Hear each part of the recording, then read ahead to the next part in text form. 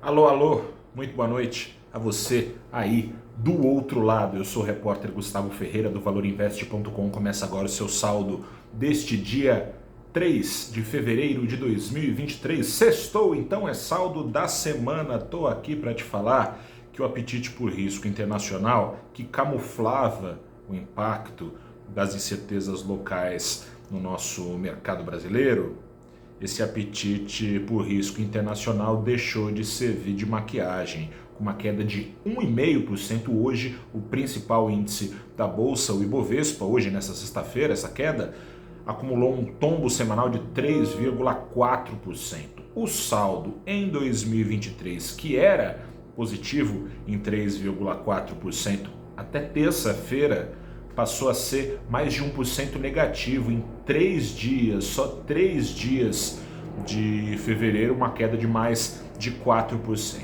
E hoje, sob impacto de novas declarações do presidente Lula contra o presidente do Banco Central, ao qual ele chamou de esse cidadão, contra a autonomia da autoridade monetária, contra o regime de metas da inflação, no esteio dessas declarações, o dólar, que ontem chegou pela primeira vez em quase 8 meses a navegar abaixo dos R$ 5, disparou hoje mais de 2%, fechou acima de 5% na semana, uma alta acumulada de 7%, reduziu a queda no ano a menos de 2,5%.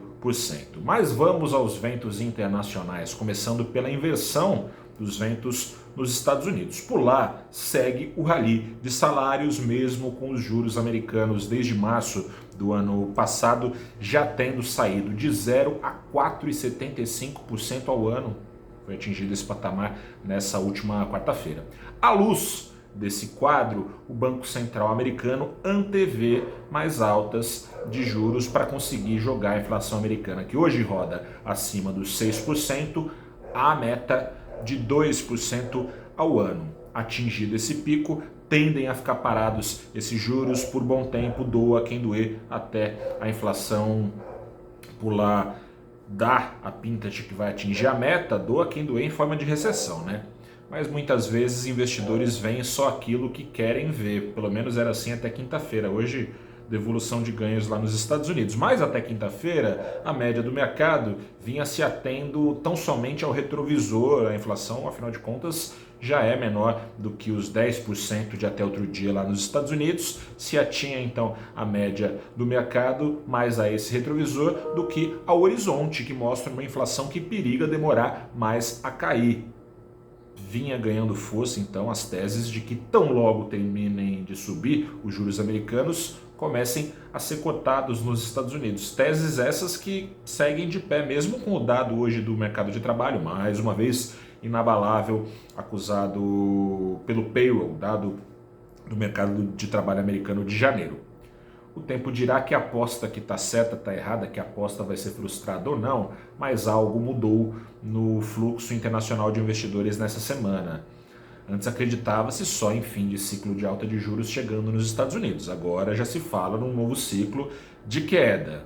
Antes, a perda de força dos rendimentos dos títulos americanos, a baixa dos rendimentos dos títulos americanos, devolvia atratividade a ações pouco sensíveis a juros tão altos como as ações das exportadoras brasileiras. Na semana, o mercado, na maior parte do tempo, voltou a ter olhos para as empresas ditas mais arriscadas, com destaque às empresas de tecnologia lá nos Estados Unidos. Agora, corta para a China. Não bastando isso, a China ajudou na semana também a turbinar a realização de lucros com ações de exportadoras, segmento de ações mais relevante aqui do Ibovespa. Para você ter ideia, só a ação da Vale, 16%, a ação da Petrobras já dá mais de 1/4 da participação do Ibovespa, todas elas em baixa, Vale de mais de 6%, Vale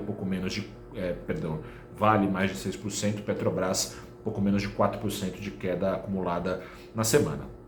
O ano começou com esperanças de retomada rápida do crescimento chinês, mas a atividade da China em janeiro industrial encolheu outra vez, é a sexta contração consecutiva, vai ficando claro que não basta acabar com as medidas de isolamento social. No mundo todo foi assim, né? Foi vagaroso. Quando acabaram as medidas de isolamento social, mais rapidamente se recuperaram as economias onde a vacinação na população é avançada, ou seja, os surtos são melhores controlados. Não é o caso da China, que do nada abriu sua economia ainda com vacinação a desejar. Vai ficando claro, portanto, que enquanto não resolver isso, a quarentena na China é autoimposta, né? As famílias ficam com medo, a economia demora para pegar tração.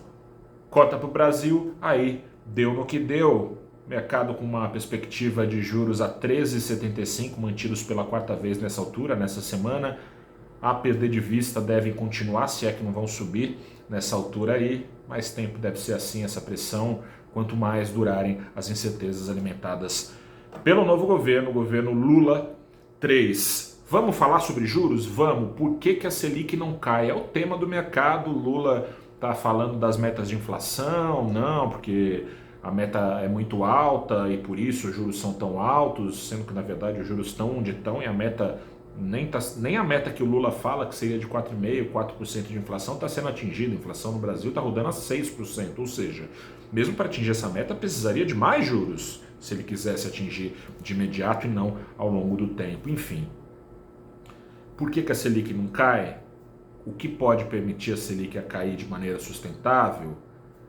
As perguntas são várias, o tema é quente, deve continuar quente, e a gente vai conversar sobre esse tema quando? Nesta segunda-feira, às 9 da manhã, onde? No canal do Valor Invest, no YouTube, no Facebook, no LinkedIn, no Twitter, no Instagram, ao vivo estarei às 9 da manhã desta segunda-feira com dois economistas com os quais eu gosto muito de conversar, a Marcela Kawauchi, que é economista-chefe da Prada Assessoria, e o Marco Caruso, que é economista-chefe do Banco Original. Estaremos ao vivo conversando e respondendo as suas perguntas em tempo real. De novo, segunda-feira, programa Abrindo os Trabalhos, ao vivo, live do valorinvest.com. Nos vemos lá! E você continue no Valor Invest no fim de semana. Um grande abraço, boa noite, até a próxima e tchau.